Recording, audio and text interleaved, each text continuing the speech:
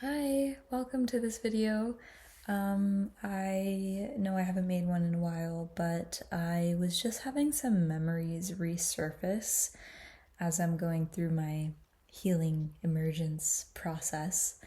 And this topic is something that is kind of always in the background because it has shaped the way that I've grown and specifically what I've learned about empowerment and spirituality and healing. And so I'm going to talk about my experience of dealing with spiritual narcissism and red flags that I've learned to identify in healing communities, healing spaces. I think I'm going to be doing hand gestures, and I think that the peace sign does balloons. Yeah, there's a bunch.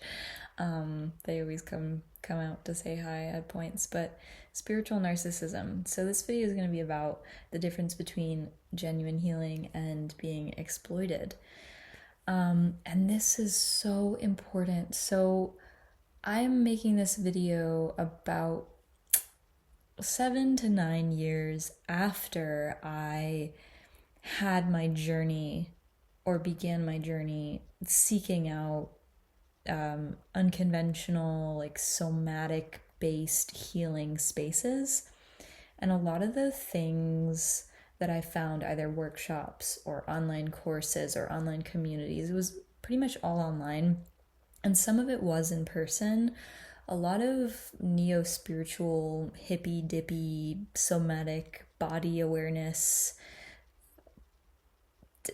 like ecstatic dance, cacao ceremony, women, not so much women's circles, but in any community, in any spiritual community, there's a possibility that people are using that culture as a band-aid or a mask. And there's lots of spiritual, predatory, narcissistic people out there. And I've really seen a lot of terrible, terrible things in all of those spaces. Actually, to the point where I was driven, to be completely blunt and straightforward, to find God and to appreciate religion more. And when I say religion, I don't mean dogma. I mean scripture. I mean the truth, holy words, literally the poetry of the laws of nature.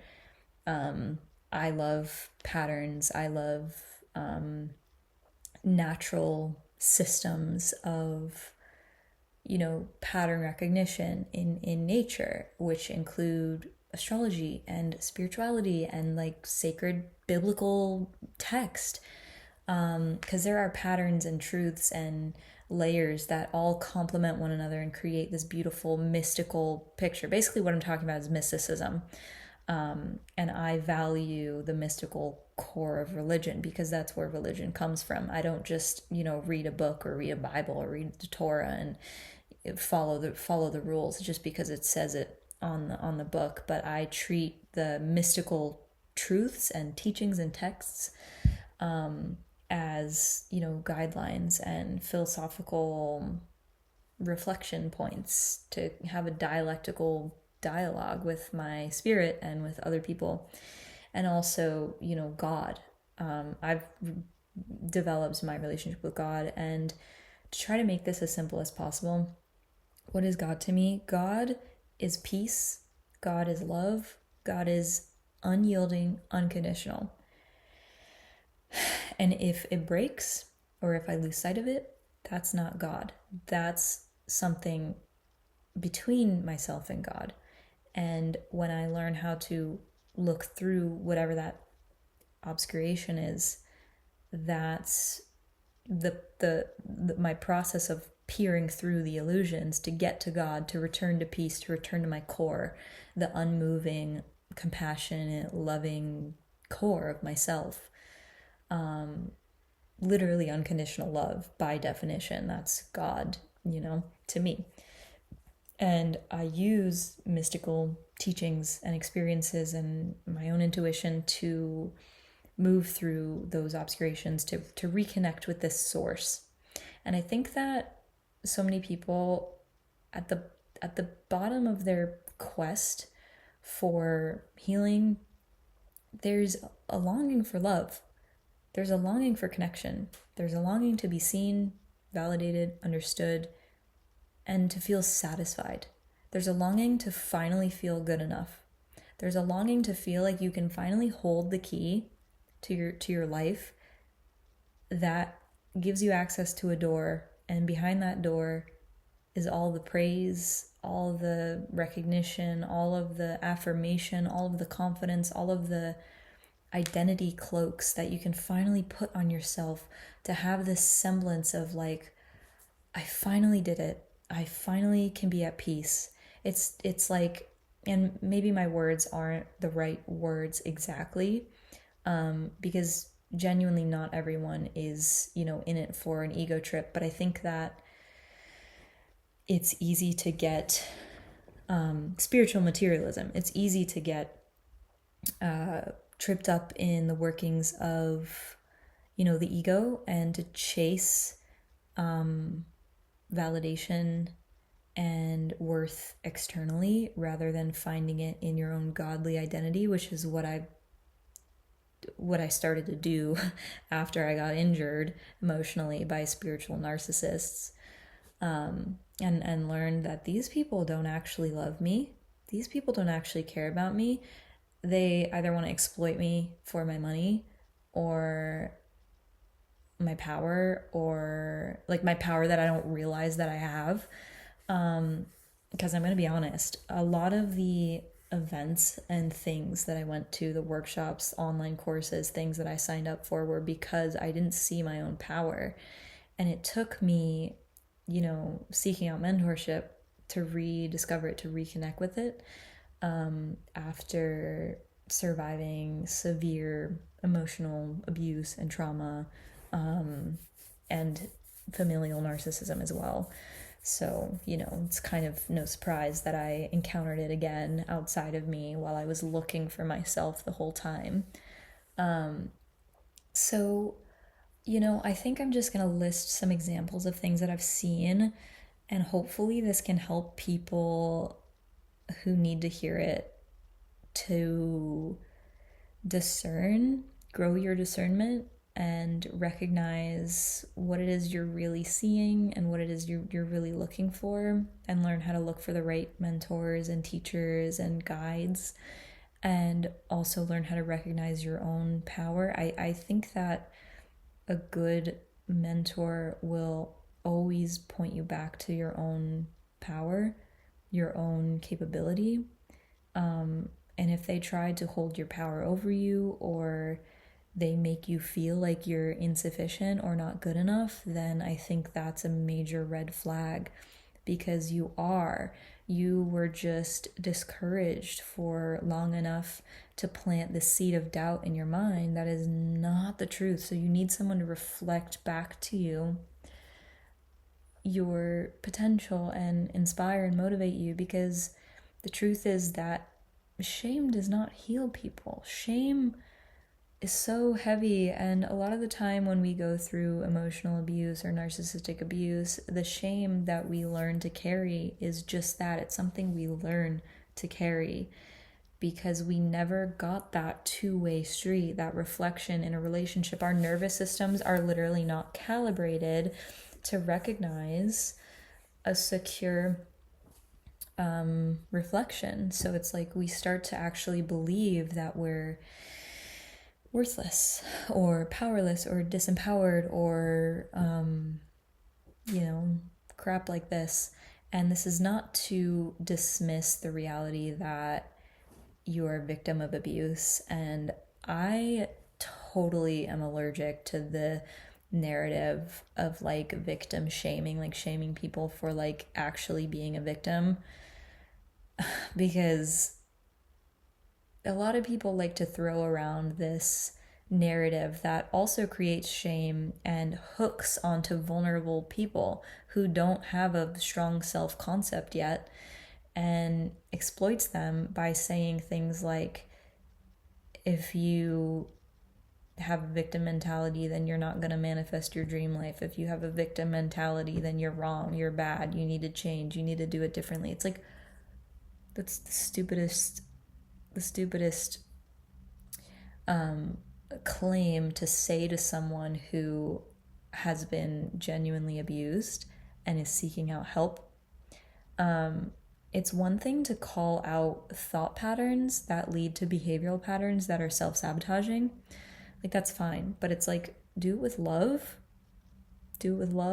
and accountability, and not like shame and exploitation. I think a lot of people are in like spiritual coaching businesses just so that they can prey off of vulnerable people. I actually worked with, I'm going to start to get into the examples now, and here comes the first one, which I didn't even plan on sharing, but it's just coming up because there's so freaking many. I worked with someone when I was 18, and he was like a relationship coach, and at the time I was in a relationship with someone who had intense narcissistic tendencies, a romantic relationship. It was my first love, and this life coach tried to blame me for almost being trafficked. Can you imagine? Can you fucking imagine? I feel like I need to sit with this one, and saying this out loud, it's like I haven't really processed what must have been going through his head. Why would he say something like this? I mean, just the bottom line is that he's a narcissistic asshole, and I didn't see it at the time. I didn't see it fully. But he blamed the victim. He shamed me for being vulnerable. It's like, and I think that's just so stupid.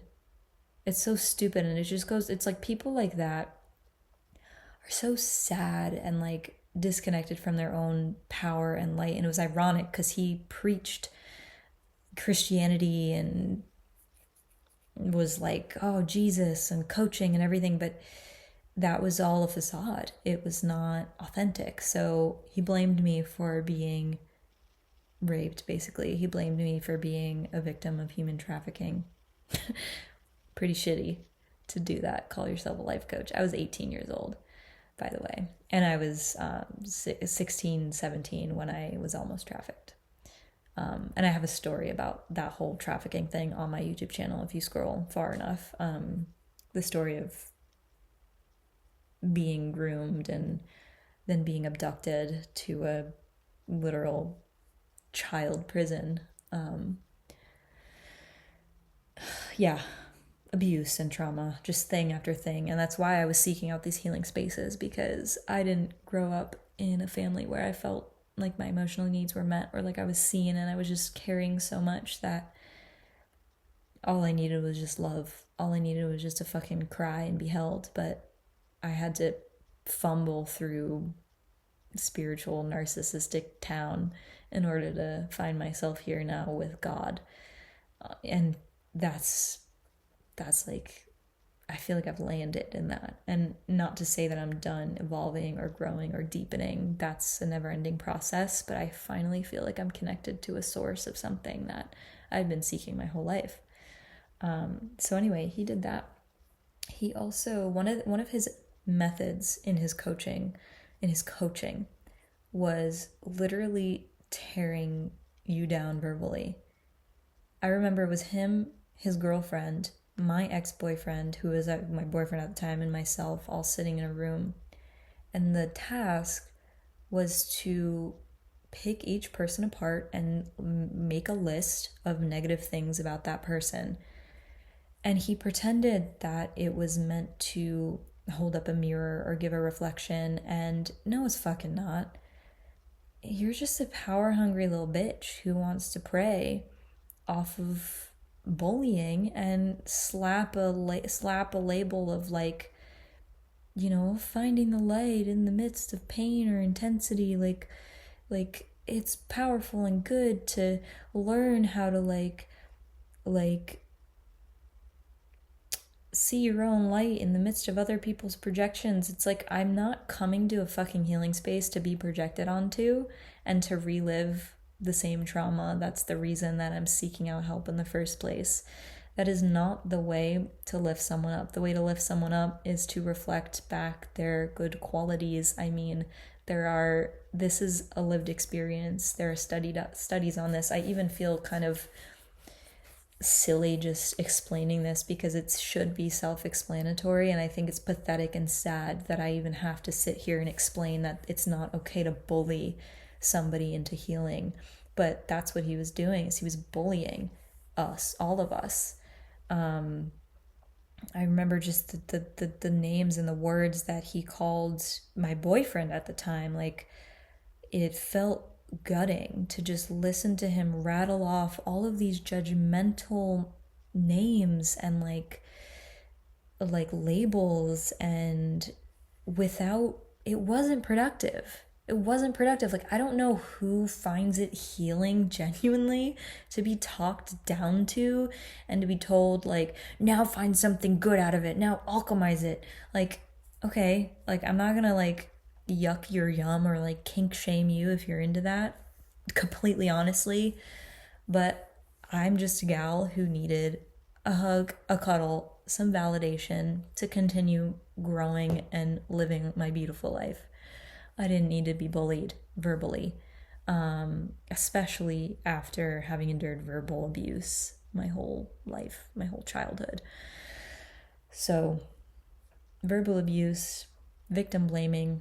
He sexually exploited my friend's friend. I'm not going to share names, but this person sought out this man to heal their sexual trauma. And when he was on the phone with this person, he said something like, I'm going to prove to you that it's safe for a man to have a boner. Trigger warning, I'm sorry. This whole thing is going to be trigger warning. I want to prove to you that it's safe for a man to have a boner and not harm you or hurt you. I'm imagining you topless right now, and I'm getting hard, and I'm not there. I'm not able to touch you. I'm imagining you naked, and I'm not doing anything. Like, enough said. The same man who had a whole fucking business, who was a life coach. When I heard about that, it took me and honestly, I feel it again now. I'm like, I want to blast his name and like plaster it on the internet and just call him out. And why have I not said anything? Why have I not fucking said anything? I just want to say his name right now, but I'm like, part of me is still, holding back, but it's like, it's a fucking predator. You know what I mean? He's a fucking predator. And, so he did that. And I don't know what he's still doing right now. This was like I said, about 7 to 9 years ago. I haven't seen him, work with him since. Fast forward, he was training like a young woman to, do his like coaching program, to teach his work, whatever that even means. She reached out to me and she was like, hey, I really liked your Facebook posts. You seem very cool, or whatever she said. And she was like trying to interest me in what she was offering. And I was like, sure, you can tell me about it. And she mentioned that she was working for this guy. And I was like, I just have to let you know that like he actually sexually exploited a friend of a friend's, and he victim blamed me for being trafficked, and he's narcissistic. And she was like, I'm sorry to hear about your experience. And that was that. And the thing that's so important for me to say about this, and so sad about it simultaneously, is that all this girl said, like, it just her reply and the lack of being shocked into like getting the fuck away from this monster demon person was like, she was brainwashed. She was fucking exploited, taken advantage of. And it's like, to see that happening systemically is probably the most psychologically disorienting and gutting and painful things to ever see. Because having an intimate relationship, when I say intimate, I mean a close relationship where you're sharing your personal depths. Having an intimate relationship with somebody where it's a one-off instance where they treat you terribly and that's it, and then you break away, but you're surrounded by support. Your family sees you, your friend circle sees you, your work people support you, they look out for you, and you can really feel that. They all are taking action to protect you and to protect other people. And there's a sense of justice, there's a sense of protection, there's a sense of accountability for this very real danger that you feel protected by and surrounded by. So there's that. That's like a positive scenario. You know, you have an abusive encounter and then your community is so tight that you feel enough support to call out the name, to speak the truth, to raise your hand and say me too. You know what I mean? It's like a nod to the Me Too movement kind of thing. But then there's what I've experienced, and that was, which is honest, to be honest, like being brainwashed by people who just aren't loving and they're exploitative and like systemically abusing people. Like that's the hardest thing to see. And I know that this is part of my purpose on earth, is to talk about these things and to blast the word as much as possible, because I have been nearly human trafficked. I was raised by a narcissistic parent. I was sent to a troubled teen industry prison in Utah, which is actually on the Breaking Code Silence website created by Paris Hilton to expose the toxic, corrupt, troubled teen industry. They abused me there systemically. I've been in relationships with narcissistic people, as I mentioned, no longer. And I have endured abuse that the signs weren't seen or picked out by people in the school that I went to, people in my own family, people in my friend circles. I never talked about what was going on at home when I was with people, because that's what abuse does. It isolates you, it brainwashes you, and that's why I wound up in so many situations where I was in these cults, like giving my time and energy and attention and power to a narcissistic life coach who just wanted to exploit me. Okay, so that's one example. And then there was another time where I was taking this workshop, and it was designed to help expand your nervous system's capacity to hold sensation. And they did that through masturbation. They did that through sex magic. And that's another like popular like route that a lot of people like to go in the neo-spiritual healing world. Hi, honey. And, you know, I'm not meaning to discount the power of sex and sexuality, but I do, I have experienced it being exploited, and me kind of dipping my toes in those communities or realms and feeling like, you know, it was just so inappropriate, and the people facilitating these things didn't know how to handle it. And my honest belief is that sex is something that I don't even want to talk about in detail outside of the context of a committed married relationship. In my heart of hearts, I feel very conservative around that, because I recognize the power of sex in my own experiences. You know, in my experience, sex it's a gateway, it's a room, it's the walls around you and your divine union that allow God to enter the relationship. That is what sex is. That is the purpose of sex. That's my experience. That's my truth. It's not the same for everybody. So for me to be going into these places where I'm a desperate, recovering from abuse girl who's learning some sex practice, I'm not like naked in front of the camera, I'm muted and I have the webcam off, but I'm being guided through this like sex magic process, and it just ripped me open more than anything. Anyway, I forget exactly what happened with this, but that was just its own thing in and of itself. Like the vulnerability and the intensity of like the more sexually leaning spaces. And for someone like me, it was just too raw and too vulnerable.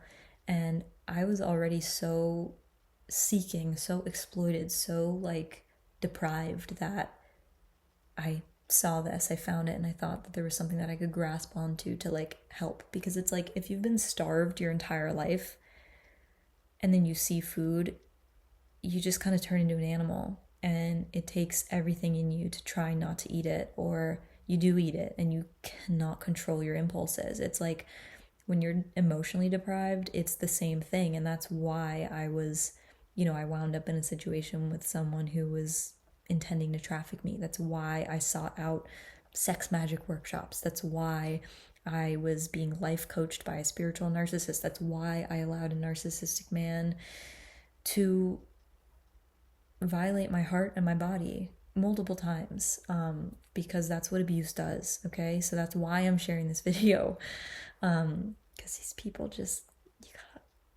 I went through what I went through, and I have the discernment now, so I'm safe, I'm protected, I'm good, I'm in a good space. But I'm sharing this because I want it to reach the people who it needs to reach, and it's so important to educate and empower people and just spread the word, Anyway, this workshop, long story short, I bought a ticket online. I accidentally deleted the email, so I asked for the link again. So I received it again, and I had to buy another ticket. I accidentally deleted that one as well. I didn't get the link. I asked for a refund on one of them and the link again. I must have been 19 or 20 years old. And I was literally told, you don't get to make my team work like that, and you're banned from ever going to one of my offerings again. And this was all for making a human mistake and asking to be forgiven, asking for a little bit of grace. And that's something I never do. But I almost think that maybe I deleted it on purpose. Like, not on purpose. Maybe I deleted it because God was trying so desperately to tell me, to scream to me, like, Aaliyah, you need to see this woman's character. You need to see that she is a spiritual narcissist. You need to see that she is treating you disproportionately. She's exploitative, taking advantage. I mean, it was just so unnecessary to be spoken to like that. And I mean, it was hurtful and like borderline abusive, honestly. So that was that. And then I was connected with a lot of other people, a lot of other teachers and leaders and community members online that I was in this specific online community for a long time. And I did get a lot from it at the time. To be completely honest, like there was only a handful of things that are still kind of sticking with me, but overall, the majority of my experience was it was harmful. It was toxic, because of the narcissism and the systemic allowing of this to happen. So, because I was connected with this community, I was having conversations and, relationships with these people online and taking other courses and other workshops and listening to other people talk about oh, Butter says look how bashful she looks. Um, yeah. Anyway, yeah, I was like talking to these people, and I remember sharing some of the details about what happened with this woman and how she spoke to me. And I don't remember anyone doing anything about it, acknowledging how wrong it was, saying like anything along the lines of like, I'm gonna look out for you, I'm gonna speak up, I'm gonna keep this in mind because this was wrong, I'm not gonna let this happen. I didn't get any of that, and I needed it. And that's been a common theme throughout my life. And it's gonna be a theme anywhere in any kind of environment where there's anybody who's narcissistic and there because they're invested in their own power, because they love bright souls who don't recognize their worth yet. Because bright souls who don't recognize their worth and their inner light yet are perfect prey for these vampires, because they will hook you in, they exploit your vulnerability, that's what a narcissist does, and they feed you an illusion of power. And it's like they give you crumbs. And then you are so starved for this connection to God, power, your self-worth, your light, that when you see it for a moment reflected in your interaction with them, they hook onto that and they pull it away. So it creates this chemical addiction cycle in your brain. So you see this person who you might be simultaneously afraid of and feel vulnerable in the presence of, and you also feel a weird, unnatural, almost pedestalizing, is that a word? I don't know. You put them on a pedestal, you idolize them, you admire them, and it's a severe imbalance.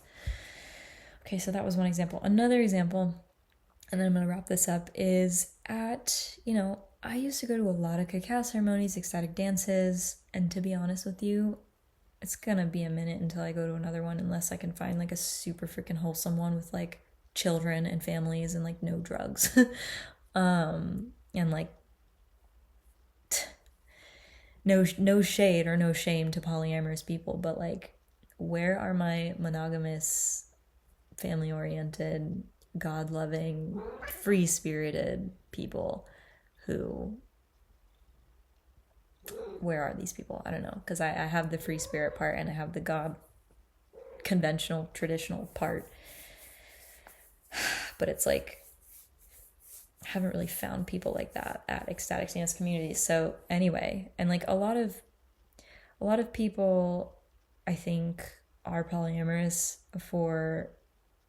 because they're avoiding their own pain, but they're only spreading more pain to the people that they're also taking advantage of, because they don't realize it. I'm not saying that that's all polyamory. I don't even want to get in a conversation about that, but it's one of the things that I've also experienced closely. I've been hurt by people who I mistakenly got too close to, who were, open, polyamorous, whatever. They can do their thing. I'm going to step back and do mine. But, it's just, anyway. I would go to a lot of ecstatic dances and stuff, and I love the self-expression. I love the heart-centered, just authentic connection. I should say I used to, because I don't really resonate with those spaces anymore, to be honest. A lot of them feel too prescribed and too directed, so they lose this sense of authenticity. What I love is I love expressing myself and feeling natural and feeling chemistry with people, like a playful chemistry that inspires me to dance and release this fun energy of my spirit. And that happens organically. It's not something I can force. It's not something I can pay $30 for a ticket to go expect to experience. It's something that happens in the right environments with the right people, not just because I buy a ticket to go to some event that's called ecstatic dance. It's not how it works. Anyway, Tantra teachers.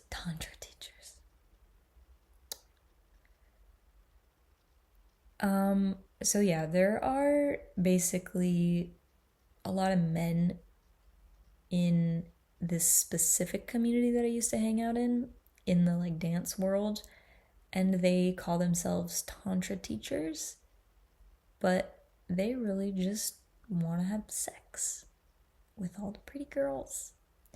There was a man in particular who he identified as like a loving, bear, huggy type person. He would just like touch and squeeze and massage people, and a lot of people seemed to be into it, like, oh, I feel so cozy with you, blah, blah, blah.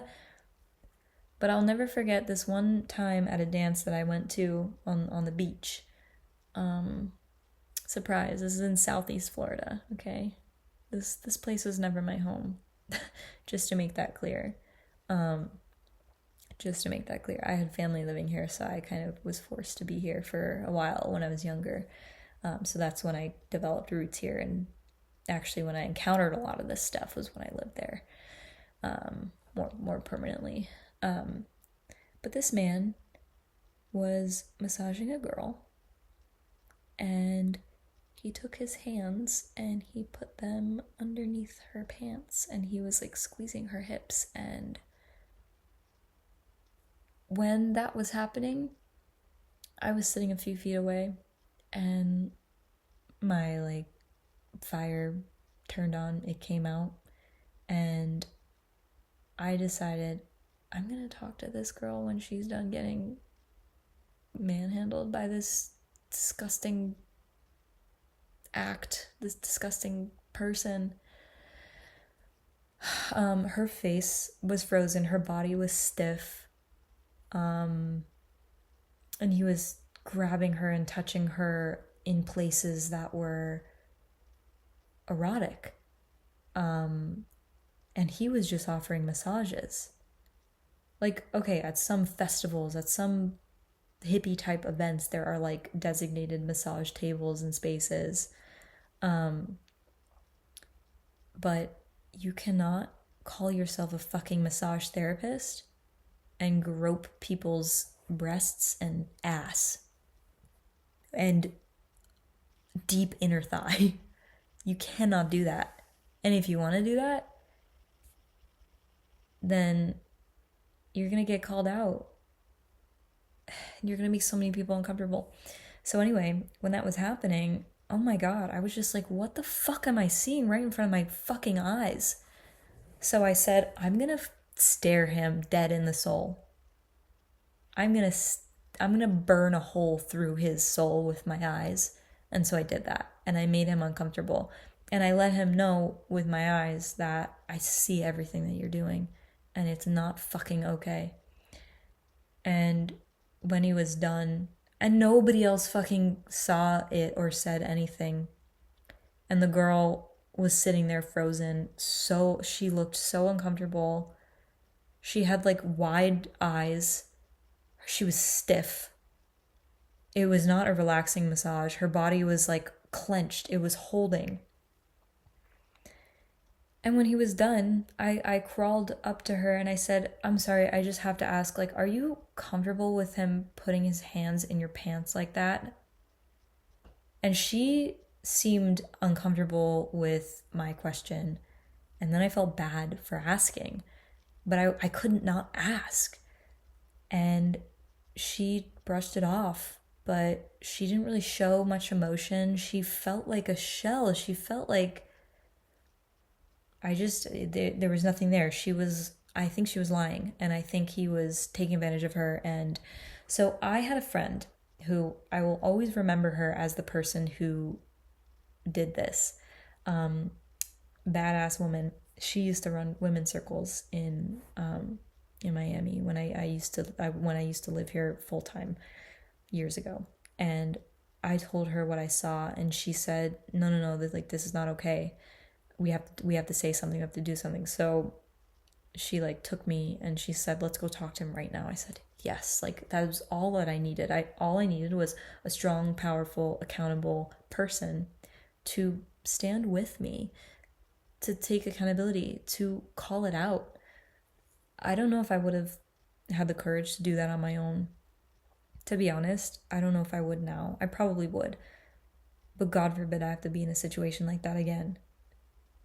And I think about this and I feel gutted thinking about all the times that I should have said something, but I just was not equipped. I was not ready. And I didn't know what to do. You know, I think my body knew what to do, but simultaneously I was afraid to act on what I knew was right, because very unfortunately, a lot of the time for me in the past, doing what's right has gotten me punished further. And it's scary and terrifying and hard to speak up and speak the truth when your whole circle is surrounded by people who enable the lies that persist and exploit people. So I hope that this video can at least do justice in a way that I couldn't before.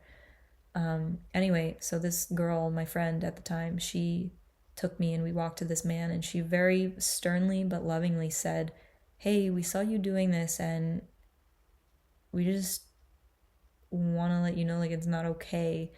And if you need support to like process it, like, we will hold a circle or whatever." I think I didn't go to it, but she literally held a fucking community council circle where this man's actions were addressed. And apparently he had some huge emotional revelation or whatever, and his ego cracked open. He cried, and what was revealed was that he was, my recollection of this, he had this, I think he had he like lost his mom or something, and he was carrying this ego identity where he was like the bear, the healer, the nurturer, and that was kind of leaking and spilling over into his unchecked ego and male sexuality, and he was exploiting women through that facade of, you know, unconditional, safe, nurturing love. Like, that was the opening window. That was the thing that all these people saw, and they thought, oh, how yummy, how safe, how nurturing. But once they got in there, it's like, whoops, exploited, you know, whoops, touched you a hair away from your reproductive organs, whoops, touched you on the side of your breasts, whoops, I'm groping your skin and hips underneath your pants, like, so, you know, I just want to see more shit like that in this world, and I want to be a part of that kind of change. I want to be I want to be someone who can hold space and initiate those conversations with people. I want to be someone who can without fear say Voldemort's name. You know what I mean? Like, I just want to say that Voldemort's name without fear. I want to feel so, I just want to feel righteousness. I want to feel justice. I want to feel empowerment. And I want to do it in all the places that exploited me and other people. I mean, I just watched that Kidfluencers documentary on Netflix, and that's like another classic example of like narcissists getting away with abuse and exploiting people's vulnerabilities and exploiting vulnerability in general, exploiting the traffic on their social media channels, exploiting the ignorance of their viewers, exploiting the innocence of their children and their child employees. You know, the Kidfluencers documentary, if you haven't seen it, you should check it out. It's very powerful. So this is just one act, one step that I can do in the name of justice. And I'm not going to stop. I'm going to keep speaking. I'm passionate about this. I think that I, you know, endured some of this abuse and some of this bullcrap because God knew I was the person to sit here and talk about it. God knew that it is a driving force in my blood, in the heat of my viscera, my bones, to advocate. for, against narcissistic exploitation and abuse and systemic abuse, and to advocate for victims and for vulnerable people, to teach empowerment, to teach you how to trust your intuition, trust your body, listen to yourself, because that's another thing I'm passionate about, because intuition and cultivating my own intuition has been paramount in reclaiming my sense of self, because my nervous system is so sensitive and I can pick up on information that I don't see in front of me. And it has taught me to trust myself and to trust my intuition, because that was the one thing that I could rely on when I couldn't rely on anyone else, So that's another way that I feel like I can be of service to this. So thank you for listening to this video. If you'd like me to go more in detail into any of the topics that I talked about here, or if you have your own stories to share, if you've been through something similar, or if you have someone who who you think might need to see this, might need to hear these things and hear your feelings are valid for feeling like this person's a little off, or it makes sense why you are simultaneously afraid of this person and yet you just admire them so much. That's a classic sign of this cycle, this trauma cycle, and I've been in it, you know what I mean? So I feel like I can reach the people who maybe are in it, because I was there. I was totally there, but I'm not anymore.